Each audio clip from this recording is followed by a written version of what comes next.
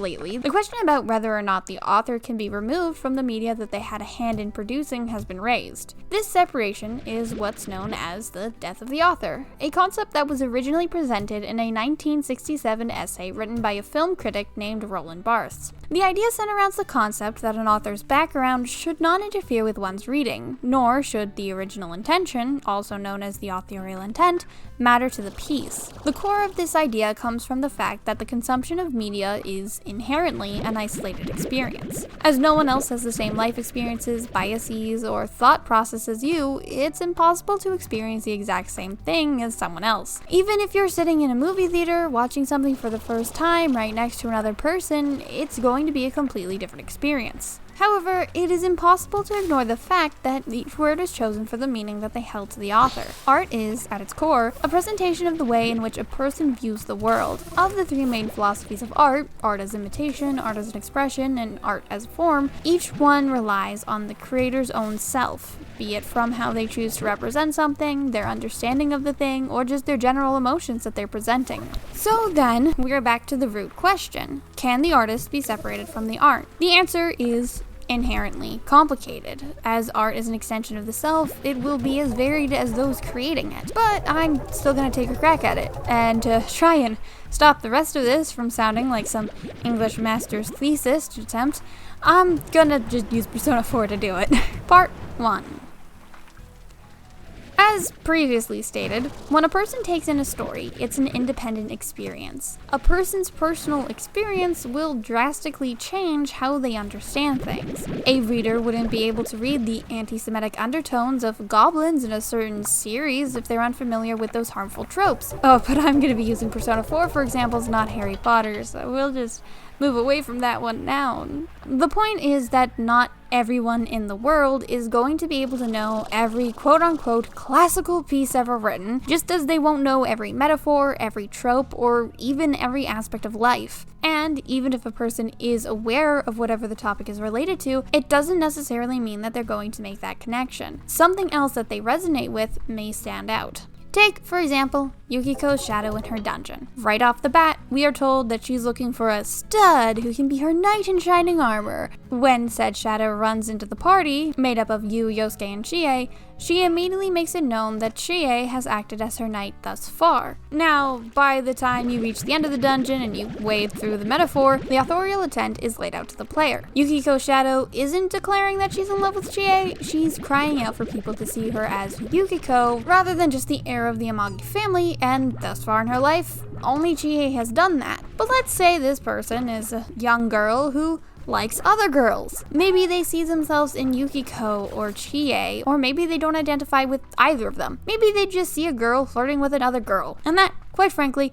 is more important than the original version of the story. If reading it that way allows the player to feel accepted or seen, or even to just have a little like, oh, now I get that this is a thing moment, then it's important. And it's these interpretations that can create these important connections to the player with a piece of media. A person's bias essentially taints the way that a story is presented to them, and it's those biases that make them see the things that they need to. To be told that they need to be pushed aside for the sake of the author's original message takes away what is one of the most important and most beautiful things about stories: their ability to comfort, connect, and help people grow. So, should we just tell the authors to screw themselves? Part 2.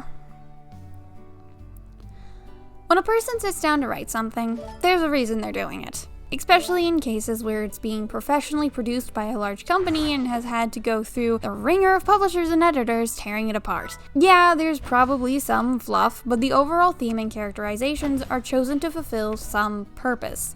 And yeah, sometimes that purpose is not to be a deep display of philosophy, but more of a way to try and get a young, impressionable audience desperate for some representation to consume your show by queerbaiting. But again, using Persona 4, not BBC, Sherlock, or Supernatural. Throwing all the shade around today. honestly, Persona 4 does have some deep displays about philosophy and just life in general. A lot of these messages are also tied to the way that society has viewed people through media and the friction it can cause for those who go against those expectations. While every character's shadow tosses this into the player's face, the ones that really highlight this are Naoto and Kanji's, both of whose storylines tackle the idea of gender roles. However, many people have seen their storylines as being an examination of the queer experience, Kanji with his sexuality and Naoto with their gender. As I said in the last part, this can be fantastic for readers who need to see themselves in the story, but in this case it does butt heads with the author's intent, and oftentimes the message is forgotten.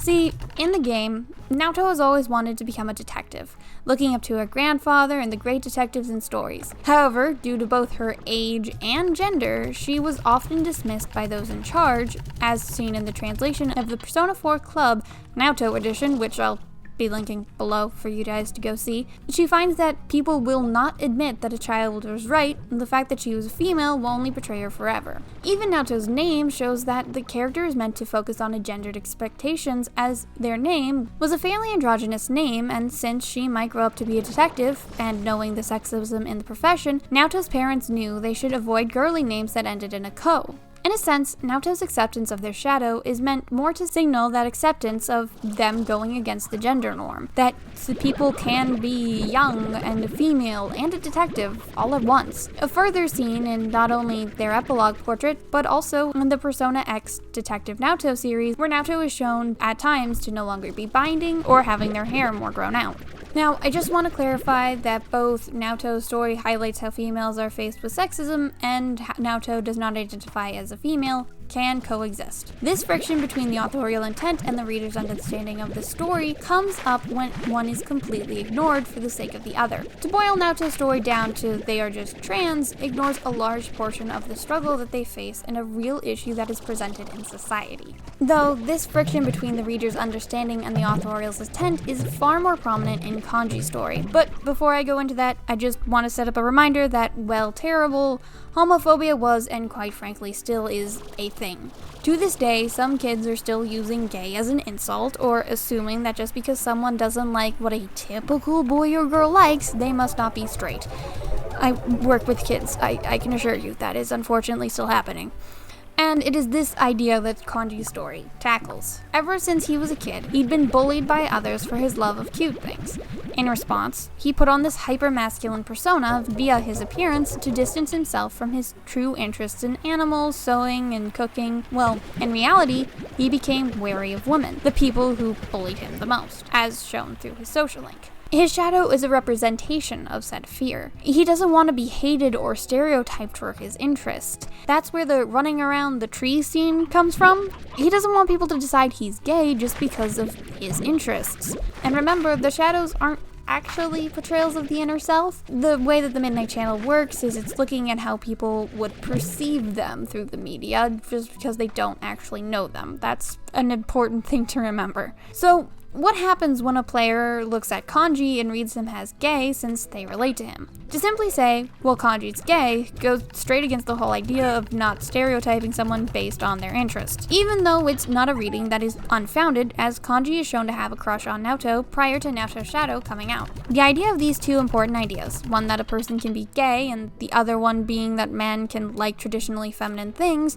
are put to a head. Again, they can intersect, like how Naoto's story can both show sexism and a trans experience, Kanji can be about sexism and a gay man. But to simply say that it's that Kanji's gay erases that part of his story. There's also a historical aspect behind authorial intent. Stepping away from Persona 4 for a bit, since despite it feeling like a long time ago with a bunch of changes happening, it's actually only been 14 years since P4's release.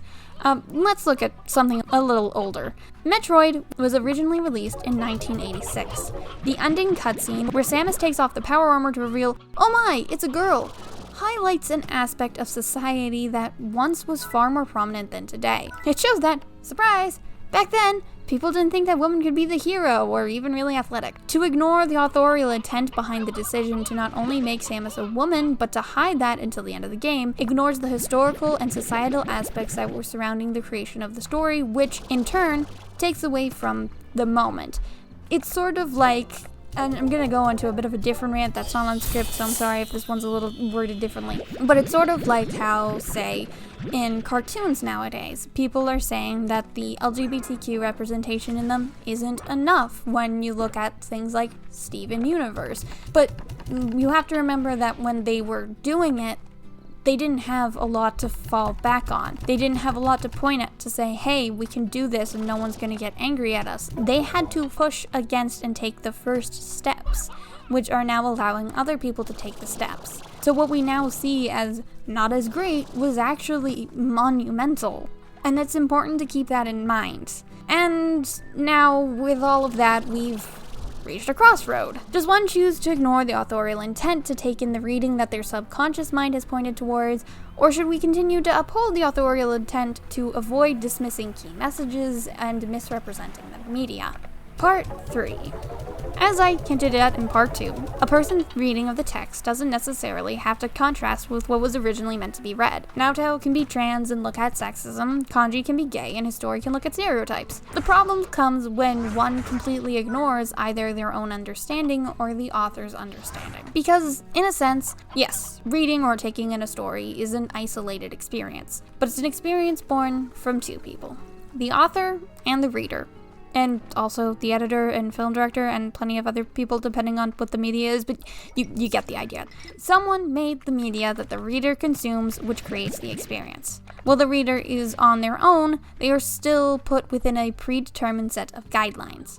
For example, no matter what choices you make or the ending you get, Mr. Narukame will always be the wild card who came to Inaba and gets dragged into a murder investigation. Persona 4 will not suddenly become a shoot-'em-up style game set in a fantasy world filled with dragons that tell you about the economy, no matter how you look at it. But that being said, the developers of the game aren't going to sit next to you whispering in your ear about how the 8-bit design of Void Quest should be understood. That is left for you, the consumer of the media, to figure out.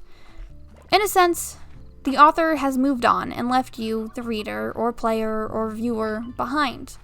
In reading their story, you're honoring them. And when you reach the end, ideally, you'll have made a sort of eulogy.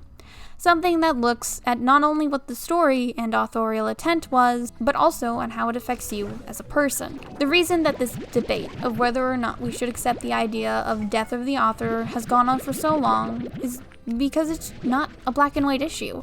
While we should let our own ideas and meanings grow from the story, we can't suffocate that in which those ideas grow. We have to let it breathe and be what it is. We have to let the author die, but keep them in our memory. Okay, that was very cheesy, I think, at the end, but that was basically the ideas and thoughts. So I'm gonna go now. Thank you for watching this long, or doing whatever it is that you did to be able to hear me say these words. Have a great day. Stay safe. Bye!